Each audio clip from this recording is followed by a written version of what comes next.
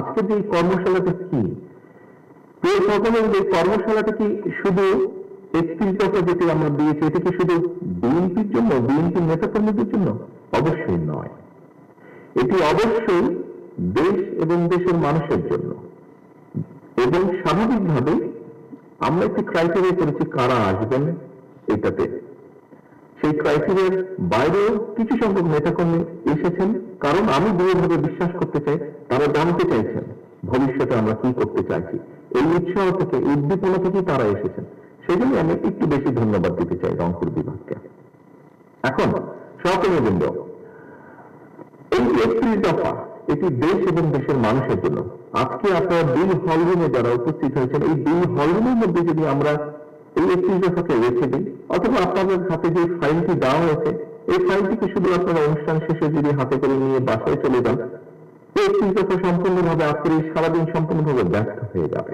এখানে খুব সম্ভবত বরিশাল বিভাগ থেকে একজন প্রশ্ন করেছিলেন যুবদলের এক সদস্য, এরপরে আমরা কি করব, আমাদেরকে কি কেন্দ্র থেকে নেতা দেওয়া হবে জেলা পর্যায়ের জন্য? আপনারা তো নেতা এখানে যারা আছেন, আপনারা যারা আজকে সবাই উপস্থিত হয়েছেন, আপনারা কিন্তু একজন নেতা হিসেবে আজকে এখানে উপস্থিত হয়েছেন। অথবা আপনারা বিএনপিকে প্রতিনিধিত্ব করেন, বিএনপির অ্যাম্বাসেডর আপনারা, সেই হিসাবে আজকে আপনারা উপস্থিত হয়েছেন।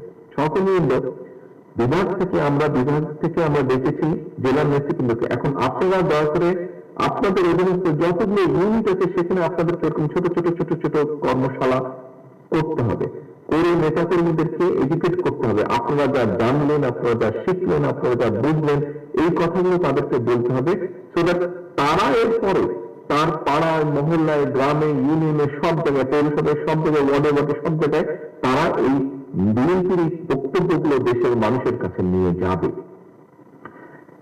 আমরা আন্দোলন করেছি, বিএনপির নেতাকর্মীরা আন্দোলন করেছে, তবে একক বিএনপি আন্দোলন সফল হয়নি।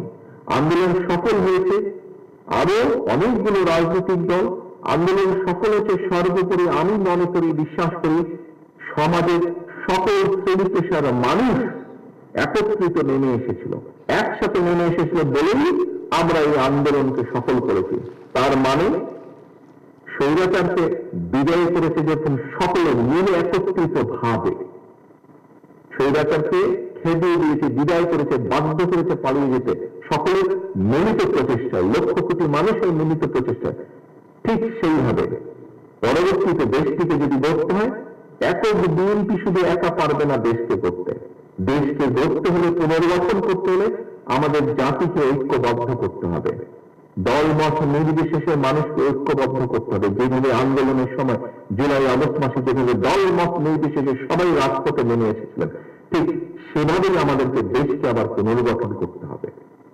প্রিয় সহকর্মীবৃন্দ, যদি আমাদেরকে সকলকে ঐক্যবদ্ধভাবে পুনর্গঠন করতে হয়, তাহলে এখানে সবচেয়ে বড় ভূমিকা পালন করতে হবে আপনাদেরকে, অর্থাৎ বিএনপিকে পালন করতে হবে।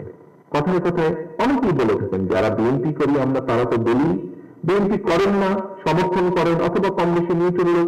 সবাই একটি কথা বলেন যে দেশে এই মুহূর্তে রাজনৈতিক দল হিসেবে বিএনপি সবচেয়ে বড় দল।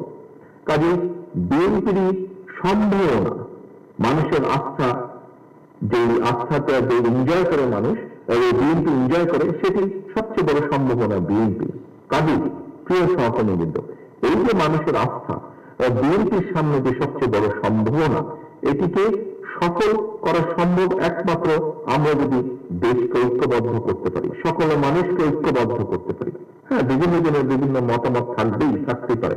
আমাদের এই 31 দফার পেছনেও কিন্তু অ্যাড্রেস দেওয়া আছে যে 31 দফায় শেষ না, এটি কোনো ধর্মীয় গ্রন্থ না যে এটিকে কোনো পরিবর্তন করা যাবে না। অবশ্যই করা যাবে, অবশ্যই এখানে নতুন জিনিস ইনক্লুড করা যাবে। কোন ব্যক্তি, কোন সংগঠন, কোন দল যদি ভালো কিছু প্রস্তাবনা দেয়, অবশ্যই সেটি আমরা গ্রহণ করব। কিন্তু আমাদেরকে ঐক্যবদ্ধভাবে করতে হবে। যেই কথাটি বলছিলাম, দেশকে যদি পুনর্গঠন করতে হয়, বিএনপি একা পারবে না, আমাদেরকে পারতে হলে সবাইকে সাথে নিয়ে করতে হবে। সেজন্যই কিন্তু আমরা জাতীয় সরকারের কথা বলেছি। আমরা আন্দোলনরত দুই দলগুলো ছিলাম, একসাথে আমরা আন্দোলন করেছি। আমরা চাই সকল দলকে নিয়ে এমন একটি সরকার গঠন করতে যেখানে সব মানুষ তাদের মতামত রাখতে পারবেন এবং সকলে মিলে কাজ করতে পারবেন। আমরা কিন্তু সেজন্যই বলেছি, এই যে 31 দফার মধ্যে আছে উচ্চ কক্ষ, যে কথাটি আমরা বলেছি, এখানে অনেক মানুষ আছেন সমাজের মধ্যে যারা সরাসরি, আপনি আমি যেরকম আমরা সরাসরি রাজনীতি করছি, মিছিল করছি, মিটিং করছি, অনেক ব্যক্তি আছেন যারা সরাসরি হয়তো রাজনীতিতে জড়িত নন, অত জড়িত হতে চান না, কিন্তু দেশের জন্য তারা কাজ করতে চান, তাদের বক্তব্য রাখতে চান, মতামত রাখতে চান, তারা দেশ পুনর্গঠনে তারা ভূমিকা রাখতে চান। এর মধ্যে হতে পারে সাংবাদিক, এর মধ্যে হতে পারে চিকিৎসক, এর মধ্যে হতে পারে আইনজ্ঞ, এর মধ্যে হতে পারেন সাহিত্যিক, এর মধ্যে হতে পারেন কবি, এর মধ্যে হতে পারেন ব্যবসায়ী, বিভিন্ন শ্রেণী পেশার মানুষ আছে। সেই জন্য আমরা উচ্চ কক্ষ বলেছি, যাতে এইরকম যারা আছেন তাদেরকে আমরা এই উচ্চ কক্ষে স্থান দিতে পারি, তাদের মতামত নিতে পারি, জানতে পারি, তারা ভূমিকা রাখতে